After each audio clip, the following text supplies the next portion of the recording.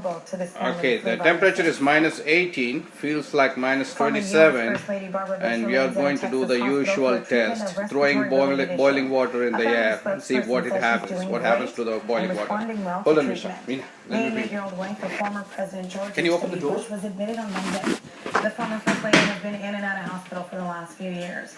She was hospitalized in 2008 when she underwent surgery for a perforated ulcer. In 2009, she had heart surgery, and in 2010, she was admitted after having a mild Can't relapse open of the a door thyroid yourself then. Pakistan's former president and military ruler was taken to hospital instead of appearing in court to face charges. Before the boiling stops. Move, guys. Heart problems while on his way to the hearing. This is the third court witness left his missed.